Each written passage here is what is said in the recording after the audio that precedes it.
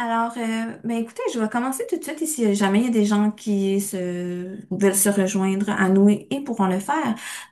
Bonjour et bienvenue à notre série de conférences intitulée Le dépistage génétique peut sauver des vies. Je m'appelle Rénuma et je suis la responsable régionale du Québec chez Cancer de l'Ovaire Canada. Les nombreuses personnes qui se joignent à nous aujourd'hui habitent et travaillent sur l'île de la Tortue, un territoire que nous appelons aujourd'hui le Canada. Nous reconnaissons et respectons le fait qu'il s'agit du territoire traditionnel de plusieurs communautés des Premières Nations, Inuits et Métis.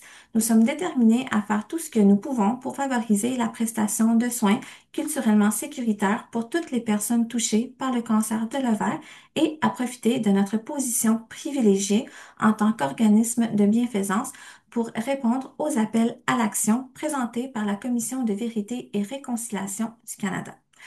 Merci beaucoup à tous pour vous être joints à nous ce soir pour cette séance qui, nous le savons, sera très informative.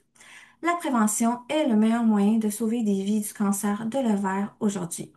Au cours de l'heure qui suit, on va découvrir le rôle important des tests génétiques dans la prévention du cancer de l'ovaire et on va répondre à plusieurs questions telles que qu'est-ce qu'un test génétique, pourquoi est-ce que c'est important, qui devrait subir un test génétique et bien plus.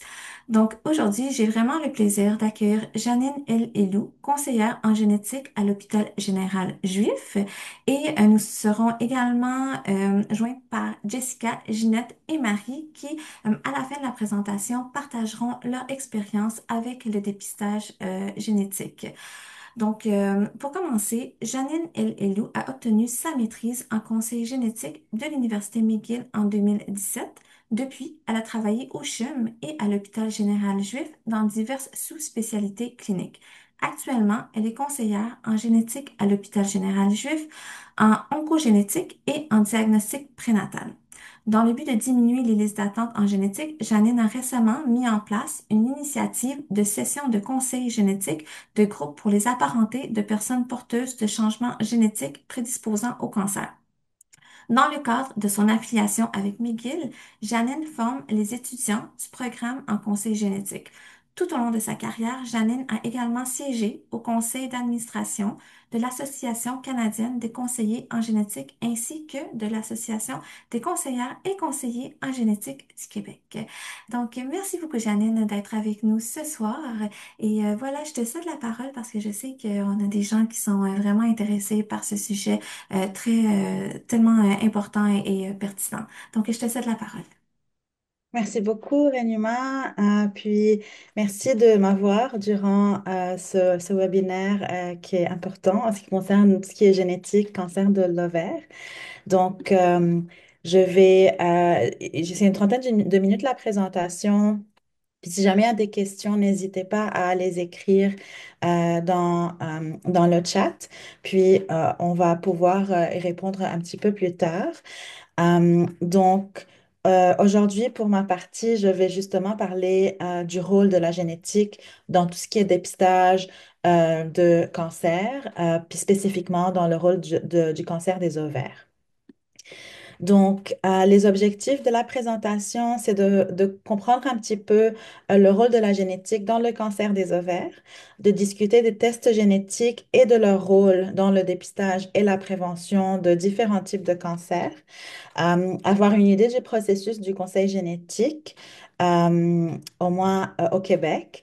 Puis, moi, de mon côté aussi, j'aimerais connaître un petit peu peut-être la perspective des personnes qui assistent au webinaire. Il y aura quelques petits sondages durant la présentation pour savoir un petit peu vos connaissances sur certains sujets par rapport à la génétique et le cancer des ovaires. Puis il y aura après la période de questions aussi. Pour commencer, c'est quoi en général le cancer des ovaires? Ça, c'est une petite présentation, une petite représentation de différents types de cancers des ovaires. Différents cancers dans les ovaires vont euh, survenir de différentes parties des ovaires. Ça veut dire que le cancer des ovaires, en général, ça peut être différents sous-types de tumeurs au niveau des ovaires. Pour la présentation d'aujourd'hui, pour tout ce qui est vraiment génétique ou hérédité, on va se concentrer plus sur les tumeurs épithéliales qui représentent la majorité des diagnostics de cancer. Donc, les autres types de tumeurs sont moins associés à une hérédité. Alors, en général, le cancer des ovaires a tendance d'être diagnostiqué un petit peu plus tard à un stade avancé parce que les symptômes sont assez généraux, pas très spécifiques. Il y a plusieurs facteurs de risque qui peuvent augmenter nos risques de développer le cancer des ovaires épithélial spécifiquement. Donc, ça peut inclure l'âge, les antécédents familiaux, puis les mutations génétiques. Donc, pour faire un petit survol de la génétique, si on regarde dans la majorité de nos cellules, on va voir des petits bâtonnets comme ceux-là en mauve qui s'appellent des chromosomes. Puis quand on regarde à l'intérieur des chromosomes, quand on les déroule un petit peu, on va voir que c'est ça qui est fait d'ADN. Et les gènes, c'est des bouts d'ADN en fait. Nos gènes peuvent être responsables de plusieurs choses. Les gènes peuvent en fait, contrôle le développement de notre corps durant notre conception, puis durant toute notre vie. Ils peuvent être responsables de plusieurs choses comme la couleur de nos yeux, mais aussi certains gènes peuvent nous protéger contre le développement de certains types de cancers. Parfois, on a des changements génétiques ou bien des mutations qui font en sorte que le gène ne fait pas la protection optimale. Et donc, pour les mutations génétiques qui se reproduisent dans les gènes qui sont normalement supposés nous protéger contre le cancer, ça va faire en sorte que le gène ne fonctionne pas comme il faut et donc notre risque de développer certains types de cancers augmente. Alors, un petit premier sondage. Selon vous, combien de cas de cancer de l'ovaire sont liés à une cause génétique? Donc, vous pouvez sélectionner, puis on va revoir ça dans quelques secondes. Parfait. Donc, je vois que c'est un petit peu partagé, mais la moitié des personnes ont dit que c'est 20%, puis c'est la bonne réponse, justement. Donc, à peu près 20% des diagnostics de cancer de l'ovaire sont associés à un syndrome génétique. Donc, les 80% d'autres ont fait le test génétique, puis on ne trouve pas de changement héréditaire. Donc, si on regarde la majorité des cas de cancer de l'ovaire, c'est une minorité quand même, relativement parlant. Les gènes les plus importants sont le BRCA1 et le BRCA2. Donc ça, ce sont les plus impliqués dans le risque du cancer de l'ovaire. Le rôle de ces gènes, c'est de réparer l'ADN. Donc, quand on a un problème, un changement au niveau de ces gènes, ça va causer un problème au niveau de la réparation, ce qui augmente le risque. Ici, c'est vraiment juste pour montrer que c'est un petit peu plus compliqué que ça. Euh, il y a plusieurs autres gènes qui sont tous impliqués dans le développement du cancer de l'ovaire spécifiquement, mais le BRCA1 et 2, c'est les plus communs, puis c'est ceux qui sont le plus associés à un risque élevé de développer le cancer des ovaires. Donc, ce tableau, c'est vraiment juste à titre indicatif pour montrer que le BRCA1 et 2, c'est ceux qui sont le plus associés au risque de cancer des ovaires. Donc, pour le 1, c'est à peu près 45% de probabilité, puis le 2, c'est à peu près 20%. Pour les autres, le risque est un petit peu moins élevé, puis ce sont des gènes qui sont moins présents aussi. Alors, pourquoi est-ce qu'on parle de dépistage génétique? Donc, la première raison, c'est parce que ça peut justement identifier les personnes qui ont un risque plus élevé par rapport à quelqu'un d'autre de développer un cancer. Ça peut permettre de prendre des mesures pour le dépistage ou bien la prévention. Puis, ça peut aussi donner des informations par rapport au traitement d'une personne qui est atteinte d'un cancer. Parce qu'on sait qu'il y a certains types de traitements qui fonctionnent mieux pour des personnes qui sont porteuses. Donc, les personnes porteuses peuvent bénéficier justement d'avoir accès à des traitements auxquels elles vont mieux répondre par rapport à d'autres personnes qui ne sont pas porteuses. Euh, Donc, en général, le test génétique en tant que tel, c'est soit une prise de sang, soit un prélèvement de salive. La plupart du temps, c'est une prise de sang. On va regarder des changements dans les gènes associés au cancer, puis les résultats vont aider avec le suivi médical. Alors, quand on fait le test génétique, c'est quoi les types de résultats? C'est soit que c'est positif ou négatif en général. Si c'est positif, il y a une surveillance qu'on va offrir dépendamment du type de cancer qui est impliqué. Donc, par exemple, pour les gènes BRCA1 et 2, les risques de cancer qui augmentent associés à ces gènes sont le cancer du sein, le cancer des ovaires. Pour les seins, il y a des surveillances à faire. Pour les ovaires, par exemple, tout ce qui est échographie, prise de sang, c'est un petit peu moins bon à déceler un cancer précoce. Donc, on parle plus de prévention, comme la chirurgie préventive, donc l'ablation des ovaires et des trompes de Fallope, puis aussi possiblement des options de traitement. Donc, un autre petit sondage, à votre avis, qui peut bénéficier d'un test génétique? Donc, les personnes ayant des antécédents familiaux de cancer, toute personne qui le souhaite. La plupart des personnes ont voté pour l'option B, personnes avec des antécédents familiaux de cancer. Donc, idéalement, ce serait n'importe qui le souhaite parce que ce sont des tests importants qui peuvent sauver des vies. Malheureusement, on est dans un système de santé qui est un petit peu différent, qui ne permet pas de tester tout le monde, au moins pas pour l'instant. Donc, en général, oui, les personnes qui ont des antécédents familiaux de cancer sont éligibles, mais ce n'est pas tout le monde. Ça veut dire que si quelqu'un a, même en fait, le cancer, c'est une maladie qui est relativement commune, malheureusement. On a tous un risque de développer le cancer. Presque tout le monde a entendu de quelqu'un dans la famille qui a eu un diagnostic de cancer. Mais la référence en génétique dépend vraiment de qui dans la famille a quel diagnostic de cancer et à quel âge. Donc, il y a des critères spécifiques qu'on suit. Si, par exemple, on a une grand-mère qui a eu le cancer du sein à 85 ans, seul cas de cancer dans la famille, ça ne rend pas nécessairement la personne éligible parce que dans cette catégorie-là, probablement que le cancer n'est pas héréditaire. Mais on va revoir tout à l'heure des familles où il y a une plus haute suspicion de cancer. Donc, ou pardon, de maladies génétiques. Qui devrait envisager le dépistage génétique? Donc, antécédents familiaux, les personnes avec un diagnostic de cancer des ovaires, encore une fois, un type spécifique, puis les personnes qui ont un changement génétique, une mutation qui a déjà été identifiée dans leur famille.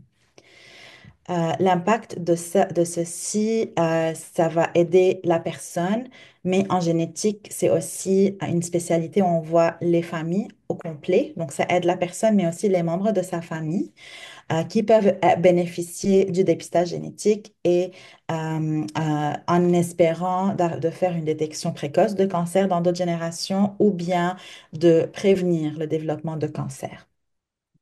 Donc, ça, c'est la diapositive que je vous ai déjà montré, le petit tableau.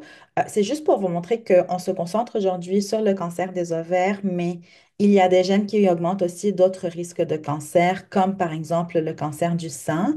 Je ne vais pas en parler en détail aujourd'hui, mais c'est quelque chose à garder en tête. L'équipe de génétique parlera de ça avec vous, dépendamment de ce qu'on identifie si on trouve une mutation génétique. Donc, on parle du risque dans les ovaires, mais aussi d'autres types de cancers, dépendamment du gène.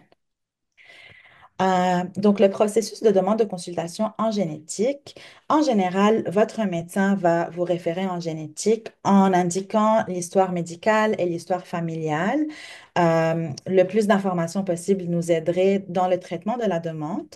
Après ça, quand on revoit la demande en génétique, il y a quelques possibilités. Si la personne a une faible probabilité d'avoir un syndrome héréditaire de cancer, dans ce cas-là, la demande est refusée. Si jamais on a besoin d'informations supplémentaires, là, on va envoyer des informations aux médecins et aux patients pour demander justement de l'information supplémentaire par rapport à l'histoire médicale ou familiale. Ou sinon, la demande est automatiquement acceptée, puis la personne est mise sur une liste d'attente. Encore une fois, c'est malheureusement, on aimerait voir tout le monde, mais il y a un nombre très limité de conseillers en génétique et de médecins généticiens partout au Canada, mais particulièrement au Québec. Et donc, on a des listes d'attente qui sont longues et c'est pour ça qu'on ne peut pas voir tout le monde en génétique. Donc, on priorise vraiment les personnes qui ont le plus de risques d'avoir quelque chose d'héréditaire. Pour le rendez-vous en tant que tel, on évalue l'urgence du cas. Donc, ça peut être assez rapidement en quelques jours, en une semaine, ou parfois ça peut être quelques années si le risque est moins élevé. Ça peut prendre un petit peu plus de temps d'être vu par notre département. Donc, quelques exemples d'une histoire familiale qui répondrait justement aux critères et qu'on verrait parce que la suspicion serait élevée. En génétique, les hommes, c'est des carrés, puis les femmes, c'est des ronds. Donc, dans cette histoire familiale, on peut voir que il y a une personne ici qui a eu une tumeur au niveau du sein à 34 ans. Euh, Cette personne-là a une sœur et un frère, puis la maman de cette personne a eu un cancer au niveau du sein à 36 ans et un autre à 42 ans. Elle est décédée. La maman de cette personne-là, pardon, ou bien la grand-mère de la personne qui est atteinte a eu aussi un cancer au niveau du sein à 57 ans. Puis, il y a de ce côté-là une cousine aussi qui a eu une tumeur au niveau de l'ovaire à 45 ans. Donc, quand on regarde des histoires familiales comme celle-ci ou bien comme celle-là, où c'est un autre syndrome héréditaire de cancer où on voit des personnes avec un diagnostic de cancer du côlon jeune, donc deux femmes dans la trentaine, pardon, une femme dans la trentaine, deux hommes dans la quarantaine, cinquantaine, puis une femme avec le cancer de l'ovaire dans la cinquantaine. On a tendance à voir un petit peu une répétition de cancers dans chaque génération. Donc, dans ces deux arbres, on voit des cancers dans toutes les générations. On voit des cancers jeunes dans la trentaine, dans la quarantaine. Ça, ce sont des cancers qu'on dit qui sont jeunes. En général, le plus qu'on vieillit, le plus on a un risque de développer le cancer. Puis, quand on regarde on voit des types de cancers spécifiques, le cancer des ovaires, par exemple, plusieurs cancers du sein, c'est ça qui va nous faire penser à un syndrome héréditaire de cancer. Donc, ici, on voit deux syndromes qui sont complètement différents, mais qui sont tous les deux associés à un risque de cancer des ovaires, par exemple. En général, quand on revoit les demandes de consultation en génétique, la personne qui a le plus de risques, de probabilité d'avoir quelque chose de génétique, c'est la personne qui est atteinte d'un cancer. Donc, par exemple, la famille ici à votre gauche, ce serait la personne avec la tumeur au sein à 34 ans ou bien aux ovaires à 45 ans. Donc, si les enfants de cette personne viennent nous voir en génétique, idéalement, si c'est possible, on testerait la personne qui est atteinte, donc la maman, parce que son résultat serait le plus informatif par rapport à ce qui se passe dans la famille, puis au risque pour les prochaines générations. Alors, les avantages du test génétique, on a déjà revu ça. Donc, c'est identifier le risque de cancer, pouvoir planifier des méthodes de prévention et diminuer les risques de développer le cancer. Ou bien, si jamais on détecte un cancer, le but, c'est de le détecter le plus tôt possible pour diminuer le plus le type d'intervention médicale puis vraiment pouvoir traiter, par exemple, un cancer le plus tôt possible, le plus vite possible. Les défis qui sont reliés au dépistage, c'est que parfois on a des résultats qu'on appelle dans une zone grise. Ce sont des résultats, des variantes de signification incertaines. Ça veut dire qu'on trouve un changement dans un gène, mais on ne sait pas si ce changement-là augmente le risque de cancer ou pas. Parfois, ça peut aussi donner des choix en fait difficiles que les patients, leurs familles doivent prendre. Est-ce que je dois avoir une chirurgie de prévention? Est-ce que je dois en parler aux membres de ma famille? Qu'est-ce que je dois dire aux membres de la famille? Puis on va parler de ça tout à l'heure. Donc, le conseil génétique, ça aide avec ce type de discussion, puis ces choix-là qu'il faut qu'on prenne parfois. Un autre petit sondage, donc si un test génétique montre une mutation prédisposant au cancer, est-ce que ça signifie que la personne va avoir un cancer avec certitude? La réponse est unanime. Parfait, merci. Ça me fait plaisir de voir ce type de réponse. Donc, en effet, si on trouve qu'on a un changement génétique, ça ne veut pas dire qu'on a le cancer, ça ne veut pas dire qu'on va développer le cancer, mais ça augmente notre risque et donc c'est pour ça qu'il y a un suivi médical plus serré à faire. Euh, alors, on pense souvent, quand on reçoit ce type de résultat, on pense à nous, mais aussi on pense à la famille. Qu'est-ce que ça veut dire pour la famille d'avoir identifié un changement génétique? Donc, ça, c'est plus une représentation. OK, bah, j'ai une mutation génétique. C'est qui d'autre de ma famille qui est à risque? De quelle branche de la famille est-ce que ça vient? On va parler de ça tout à l'heure. Donc, un autre petit sondage pour voir vos connaissances. Est-ce que les hommes peuvent transmettre un risque génétique de cancer de l'ovaire à leurs enfants ou est-ce que ça passe uniquement par les femmes? Parfait. Euh, en effet, les hommes et les femmes sont à risque de transmettre leur information génétique aux enfants. Quand on parle de gènes de cancer, encore une fois, c'est quelque chose qui peut être soit transmis de papa ou bien de maman. Donc, ça ne change pas grand-chose le fait que ça vienne du père ou de la mère. Les seuls changements, c'est que les risques de cancer sont différents pour les hommes ou pour les femmes. Donc, en général, si une personne est porteuse, maman ou papa, c'est 50% de probabilité pour chacun des enfants d'avoir hérité un changement génétique du parent. Un autre petit sondage, si une personne découvre qu'elle a une mutation génétique, qui d'autre dans sa famille devrait envisager le test génétique? Donc, est-ce que c'est individuel? Est-ce qu'on avise les enfants ou bien est-ce qu'on en parle plus, un petit peu plus largement avec la famille? Euh, ou est-ce qu'on n'est pas sûr? C'est parfait. Donc, en effet, vous avez raison.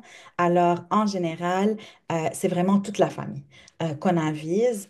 C'est pas juste les cousins, cousines, les frères, les sœurs, les neveux, les nièces, les oncles et les tantes, mais ça peut aussi aller un petit peu plus loin, les personnes de second degré, si jamais on arrive à identifier quelle branche de la famille est à risque. Parce que toutes les personnes apparentées à la personne portant la mutation peuvent avoir hérité ce changement-là. Alors, l'importance d'aviser la famille, c'est vraiment de pouvoir prévenir idéalement un cancer ou bien permettre une détection tôt, plutôt par rapport à quelqu'un qui n'aurait pas fait le test génétique. Donc, vraiment, on est dans la mentalité, puis dans les faits que partager l'information peut sauver des vies. Et après ça, c'est aux membres de la famille concernés de décider est-ce que moi, je suis prêt à faire le test ou pas, est-ce que je veux connaître les informations ou pas. Euh, je ne sais pas si quelques personnes de vous sont déjà passées par ce processus-là. Est-ce que vous seriez à l'aise d'annoncer à votre famille un résultat du test génétique qui pourrait les concerner? Donc, voilà, donc il y a des personnes, la majorité ont dit oui. Il y a une personne qui a dit que ça dépend du membre de la famille. Puis, je dirais que c'est quelque chose qu'on entend souvent aussi en clinique. On n'est pas nécessairement proche de tout le monde, on n'est pas nécessairement à l'aise, on ne sait pas à qui hum, partager l'information, ou même si on le sait, peut-être qu'il y a des personnes qui on a moins de contact. Donc, parfois, ça dépend. On se sent plus à l'aise de partager avec certains membres, mais pas d'autres. Euh, il faut vraiment savoir que vous n'êtes pas seul. il y a, nous en génétique, on est là pour aider à disséminer l'information à la famille.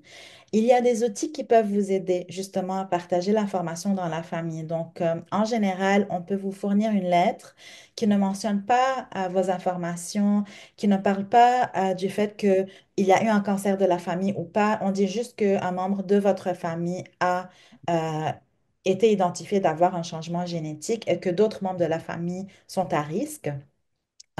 Quand les membres de la famille nous contactent en génétique, si jamais vous n'êtes pas à l'aise, on ne partage pas les informations dans le dossier. Ça veut dire que on leur explique juste qu'ils sont là pour faire un test parce que quelqu'un dans la famille a justement eu un changement génétique et on parle de ce que ça veut dire, le test, les implications que ça a pour ces personnes-là. Mais on ne partage pas les diagnostics de cancer, l'histoire familiale, l'histoire médicale des autres membres de la famille. Euh, on vous fournit aussi en général le rapport de votre résultat de génétique. Donc ça peut aider les membres de la famille à aller consulter eux-mêmes, surtout s'ils se trouvent dans une autre province, dans un autre pays. On a eu des familles qui ont envoyé, qui ont créé un groupe, par exemple Facebook, où ils ont partagé toutes les informations de, par exemple, la lettre familiale, le résultat de leur test sur Facebook. Et le groupe est un groupe fermé où ils ont vraiment ajouté tous les membres de leur famille, puis ils ont dit aux membres de la famille d'ajouter d'autres membres de la famille, par exemple, peut-être avec qui les personnes principales ne sont pas en contact. Donc, parfois, ça aide à partager l'information euh, à travers les réseaux sociaux. On a eu des familles qui ont créé un courriel de base qu'ils ont vraiment envoyé à tous les membres de la famille. Puis là, on recevait le même courriel de toutes les personnes concernées. Donc, ça peut aider parce que là, on crée un courriel de base. On dit, OK, bah, si tu es intéressé, tu fais juste envoyer le courriel à l'équipe de génétique. Et donc là, les personnes envoient leurs informations qu'on demande. Euh, Parfois, des personnes profitent pour de certaines réunions familiales, un souper de famille, une réunion à Noël pour discuter de ça avec les membres de la famille. Parfois, c'est plus facile quand on est là en personne. Puis parfois, c'est plus facile de revoir les membres de la famille qui sont loin durant certaines occasions spéciales. Euh, Notre rôle en génétique, c'est vraiment de vous aider à comprendre les résultats de votre test, comment ça peut vous aider dans votre suivi médical, mais ça peut aussi, en fait, on est là pour vous aider à donner l'information aux membres de la famille. On n'envoie pas les lettres directement aux membres de votre famille, mais on vous aide à partager l'information avec la famille. Euh, Quand on parle de tests génétiques, de diffuser l'information au sein de notre famille, on reçoit parfois certaines réactions de nos patients, que je vais mettre tout à l'heure. Mais une des choses qui peut, par exemple, revenir parfois, c'est, OK, vous m'avez donné toutes les informations, mais là, j'ai vraiment besoin d'un soutien supplémentaire. Donc, euh, en génétique, on peut donner du soutien, mais parfois on a besoin d'un soutien un petit peu plus spécialisé. Alors, n'hésitez pas à en parler à votre équipe de génétique, même si vous avez vu un spécialiste il y a 10 ans, puis vous trouvez que maintenant vous avez d'autres questions, vous pouvez toujours recontacter l'équipe de génétique qui vous avez vu, puis leur dire que vous avez d'autres questions. Euh, on est là pour vous aider comme on peut. Si jamais, par exemple, vous avez besoin de voir plus un soutien, vous avez besoin d'un soutien mental, psychologique, on peut vous mettre en contact avec des personnes qui peuvent aider. Parfois, mettre en contact avec d'autres personnes qui passent à travers quelque chose de similaire, ça peut aussi aider. J'ai mis quelques ressources ici à le réseau rose, le ruban rose, puis Ovaire Canada, qui peuvent aussi vous aider. Vous pouvez les contacter pour avoir un soutien supplémentaire, mais on est là aussi en génétique pour aider du mieux qu'on peut. Euh, si jamais, par exemple, vous vous demandez, OK, ben, j'ai fait un test génétique il y a 10 ans et là, est-ce que je dois en faire d'autres? Est-ce qu'il y a d'autres gènes qui ont été découverts? Ça dépend un petit peu, mais en général, la réponse, c'est oui. On finit toujours par trouver plus de gènes. Aujourd'hui, on connaît plus de gènes associés à l'ovaire, au cancer de l'ovaire, qu'on connaissait il y a 10 ans. Donc, si le test a été fait il y a les dernières quelques années, le plus probable, c'est que ces gènes-là ont été inclus dans votre test génétique. Mais si c'était il y a plus que 5 ans, plus que 10 ans surtout, euh, je vous conseille de regarder sur votre rapport de laboratoire qui normalement vous aurait été remis par votre équipe de génétique. Si vous ne l'avez pas, si vous ne le retrouvez pas, contactez l'équipe de génétique pour demander une copie.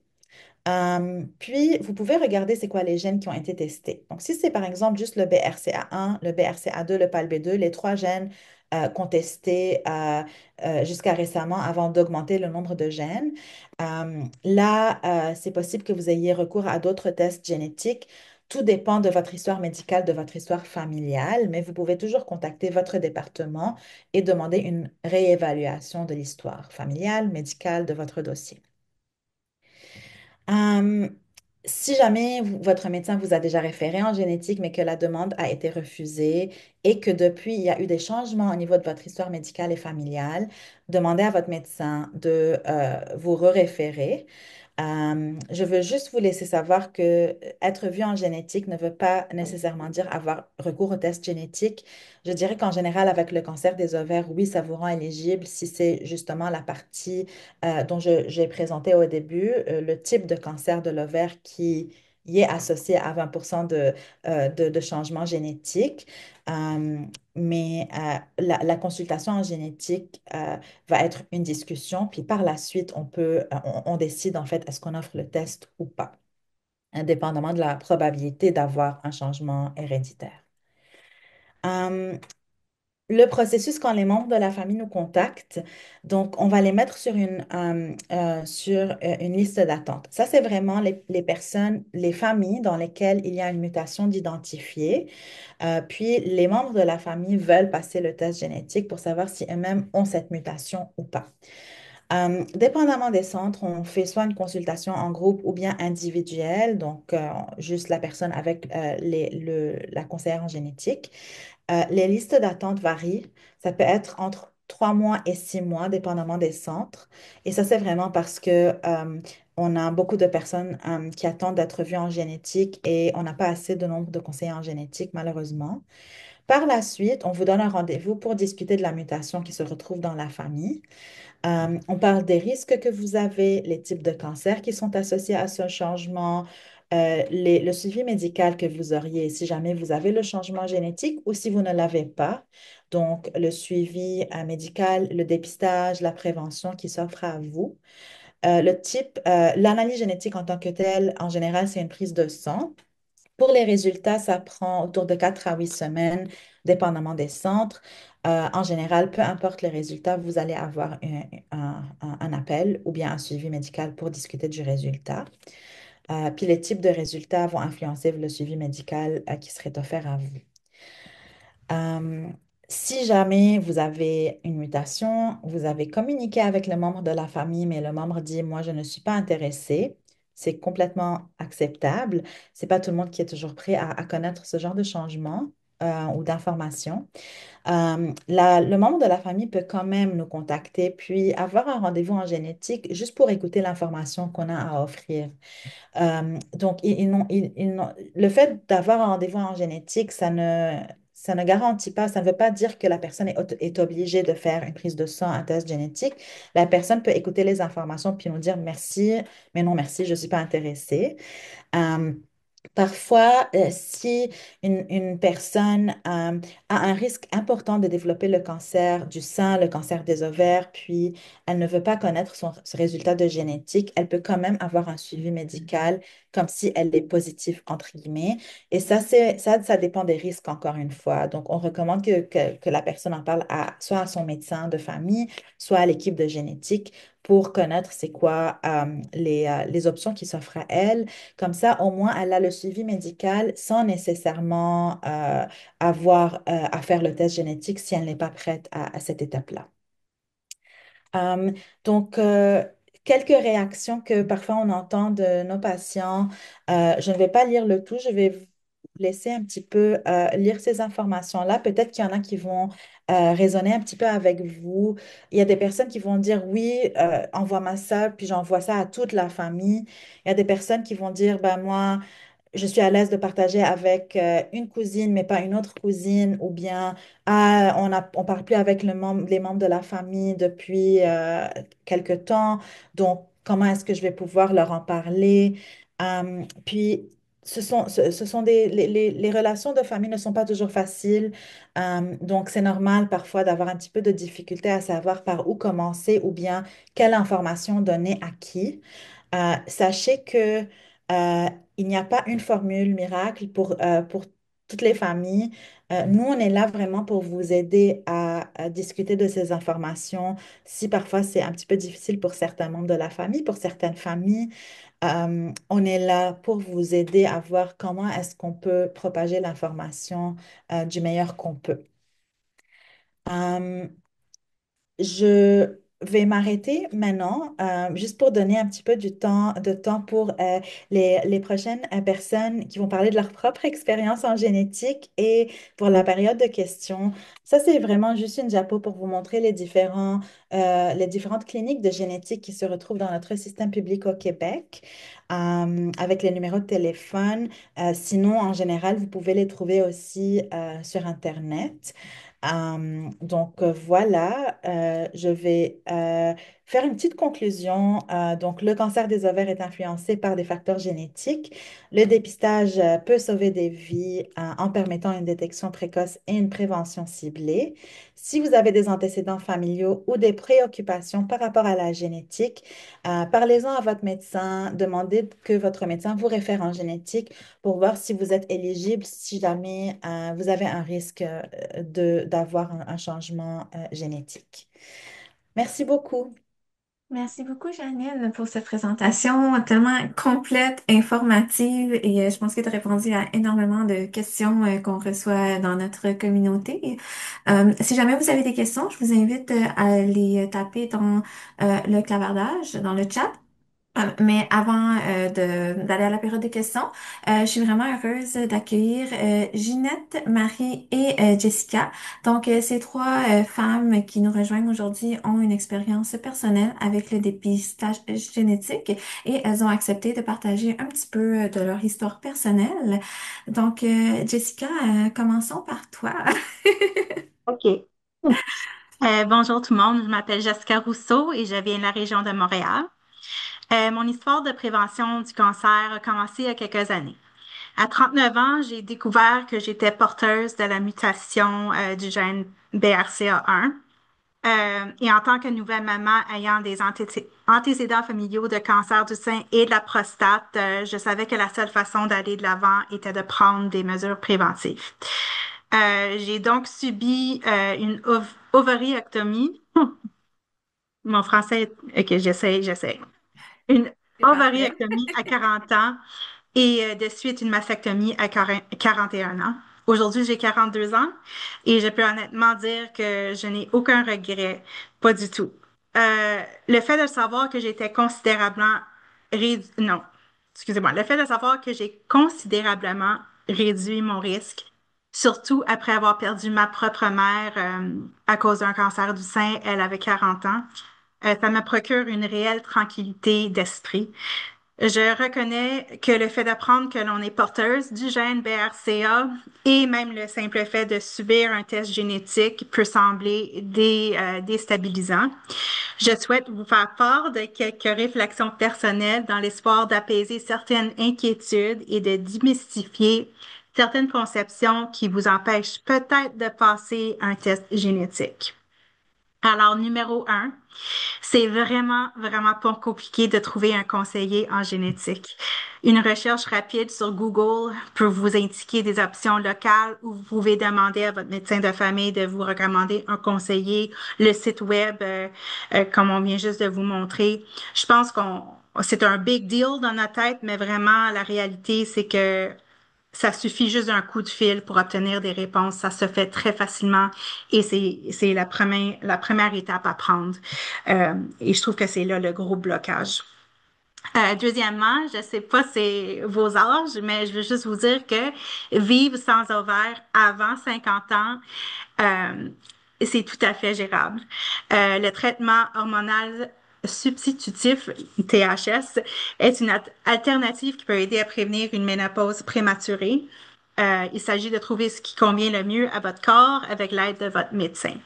Moi, je dirais que c'était la chirurgie de se faire enlever les ovaires, ça se fait facilement. C'est 1 ou 2 jours de douleur, mais c'est vraiment, c'est pas très inconfortable. Mais pour moi, surtout, j'avais une grande peur de ce qui allait arriver à l'intérieur de mon corps en tant qu'hormone. Euh, Sans savoir, je me mettais des idées en tête. Des worst case scenarios. Finalement, j'ai commencé mon traitement d'hormones et ça va super bien. Alors, c'est vraiment demander les bonnes questions pour s'informer. Troisièmement, la connaissance et le pouvoir. Découvrir si vous êtes porteuse de la mutation BRCA peut sembler effrayant, mais cela vous donne une longueur d'avance. Plus tôt vous saurez, plus tôt vous pourrez prendre des décisions informées et proactives sur votre santé selon vos termes. Et finalement, vous n'êtes pas seul dans cette situation. Il existe de nombreux groupes de soutien et communautés en ligne remplis de femmes qui sont passées par là et qui sont prêtes à partager leur histoire. Comme moi, en anglais, ça se dit I'm an open book. Je parle de mon histoire à n'importe qui et ça me surprend toujours les femmes qui savent même pas le minimum. C'est juste les statistiques minimum qu'on devrait tous savoir comme femmes sur le cancer. En tout cas, moi, j'aime bien éduquer le monde. Alors, je vous conseille de faire le même. Je trouve ça incroyablement réconfortant et rassurant d'être en contact avec d'autres femmes qui comprennent vraiment ce qui se passe. Alors, c'est ça. N'ayez pas peur de vous exprimer, de partager votre propre histoire. En faisant ça, vous allez aider quelqu'un d'autre aussi. Alors, ça, c'est mon histoire.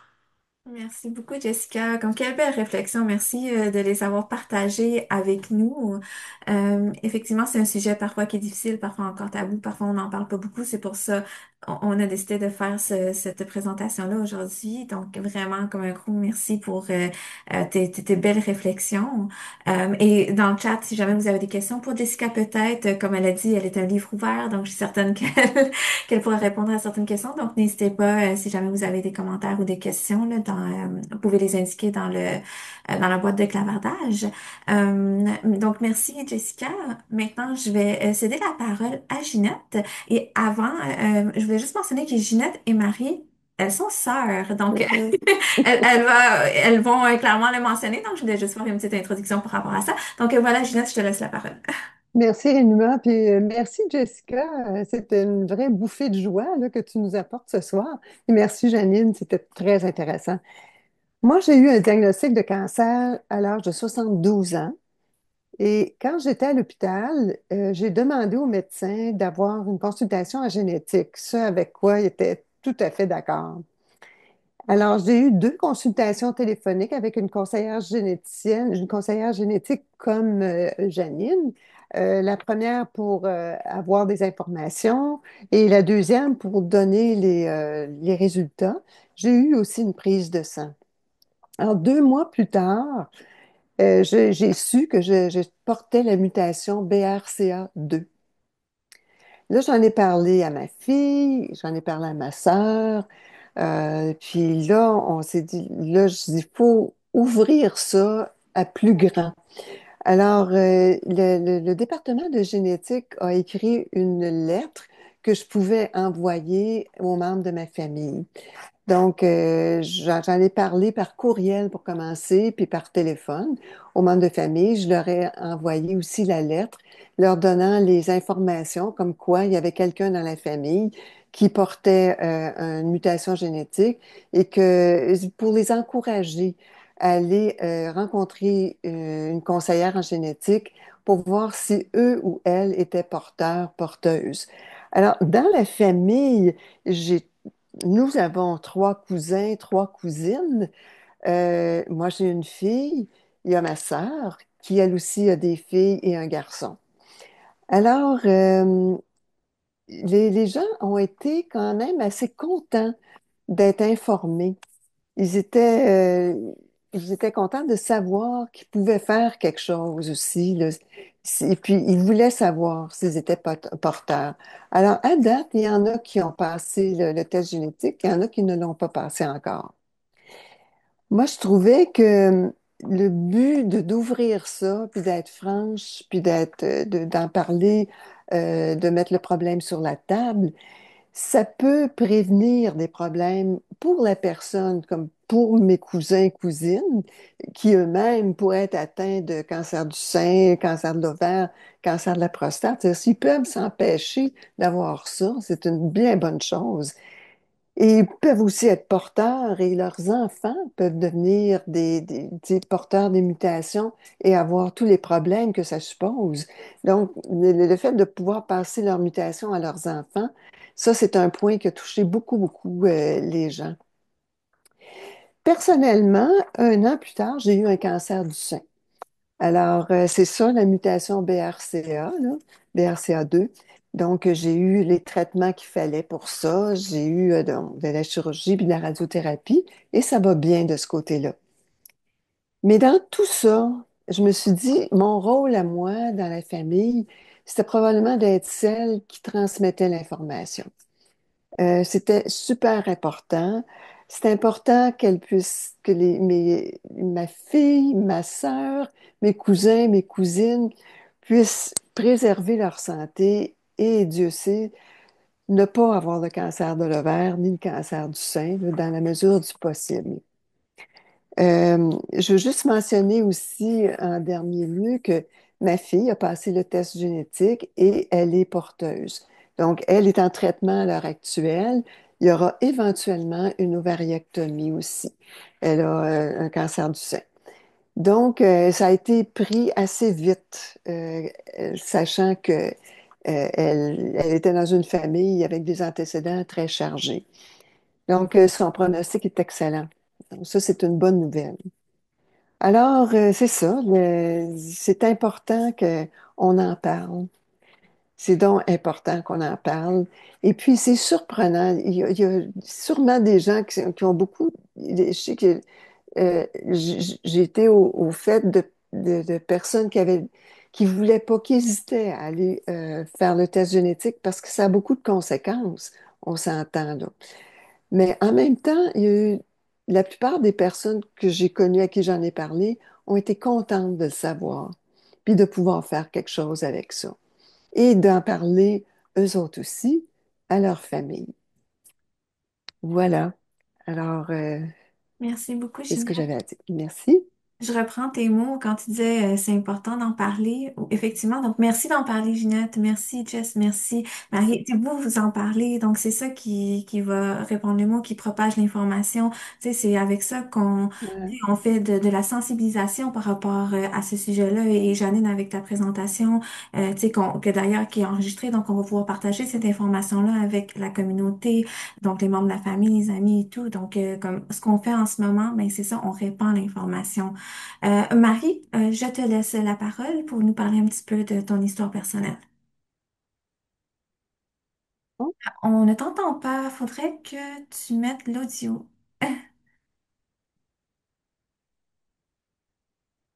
Euh, Je pense que ça OK. devrait oui, marcher. ça marche, on t'entend. Ouais. Excusez-moi. Je suis Marie Varin. Je suis la sœur de Ginette. Et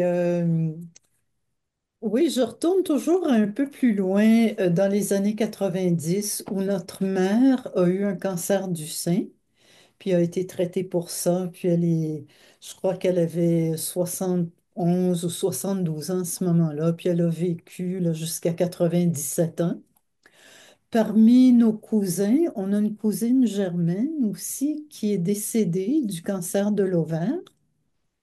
Euh, et puis moi, le test génétique, j'en avais entendu parler, j'avais lu un petit peu là-dessus, mais je savais pas que ça me concernait directement ou que j'avais accès à cette information-là ou à ce que les résultats du test pouvaient me donner. en fait d'information. Alors, c'est ça, j'ai eu le cancer du sein moi-même. J'ai terminé tous mes traitements le 3 juillet 2015. Ça fera donc 10 ans. Et puis, c'est ça, Ginette, ma sœur, a eu le cancer ovarien. C'était quand, Ginette? 2021? 2022. 2022, Oui. d'accord. Et puis Ginette, ça a été quand même une grosse épreuve en santé là, pour Ginette. Une épreuve pour moi aussi, mais là, j'ai commencé à faire des liens un peu dans ma tête.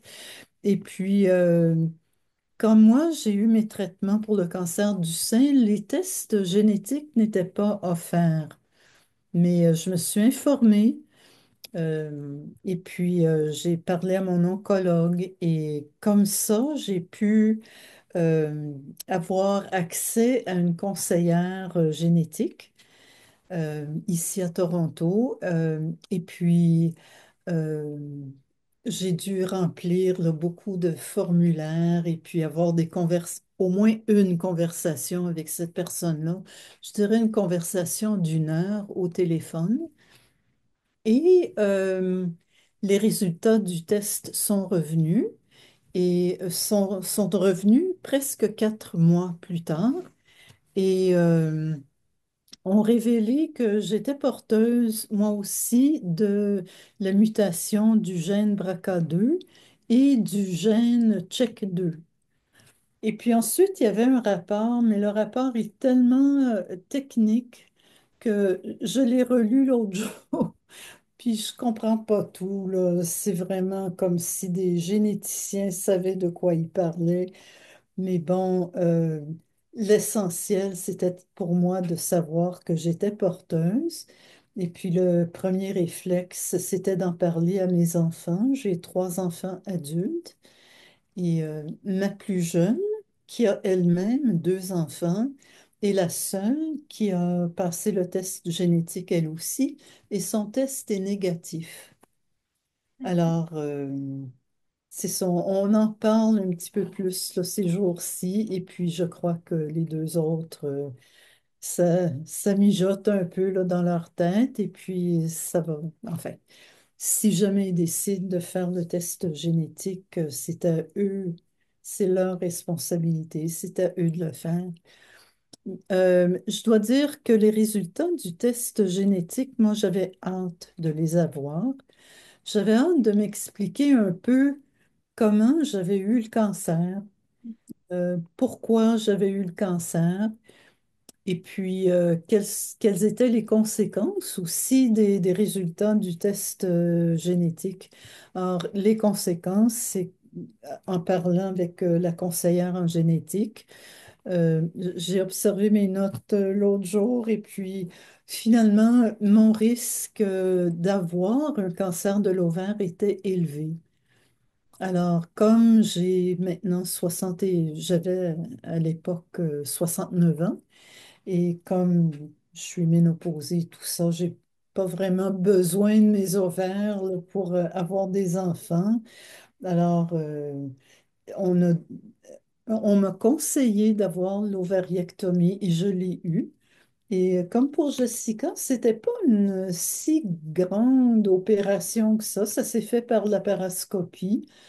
Je me souviens pas non plus d'effets secondaires marqués là, de tout ça. Mais non seulement j'étais contente d'avoir fait ça pour éviter d'avoir le cancer du sein peut-être, pardon, le cancer de l'ovaire surtout, mais euh, c'était comme un soulagement de savoir que oh, pas de cancer de l'ovaire, ça c'est sûr. Et puis, oui, je suis quand même restée avec, ça m'a pris du temps un petit peu là, à revenir de tout ça parce il y a une peur qui, pour moi, qui est venue avec ça. La peur de récidive du cancer, des choses comme ça, ou d'un nouveau cancer. Et puis, j'avais vraiment pas envie de repasser par tout ça. Mais maintenant, ça va très bien. Et puis, j'ai plus de crainte là, pour moi-même par rapport au cancer de l'ovaire, évidemment. Alors, c'est ça. Je trouve que c'est important d'en parler. J'en parle avec quelques amis qui ont eu le cancer de l'ovaire. Et puis, dernièrement, une amie me disait qu'elle a eu le cancer de l'ovaire, mais qu'il n'y avait pas de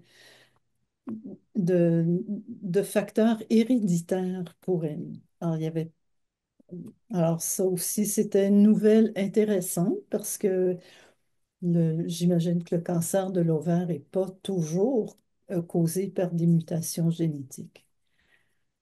Alors, c'est ça. Je suis très contente d'avoir fait le test et puis j'encourage les autres aussi à s'informer sur leur propre santé et puis sur la santé de nous toutes aussi euh, en parlant là, du cancer de l'ovaire. Merci beaucoup, Marie. Ce que je retiens de vos témoignages, c'est que c'est important d'en parler. Donc, tu sais, c'est merci d'en parler. Tu sais, merci d'être un livre ouvert. Je reprends les mots de Jessica, de parler de votre expérience à votre entourage, mais aussi de vous mettre vulnérable devant toutes ces personnes-là qui nous écoutent, soit en direct, soit plus tard en différé. C'est important. Donc, merci de faire partie de la solution et justement de parler de votre histoire. On a quelques questions. Alors, ici dans le chat, Ginette nous demande, si mes parents sont décédés, comment savoir qui des deux avait le gène?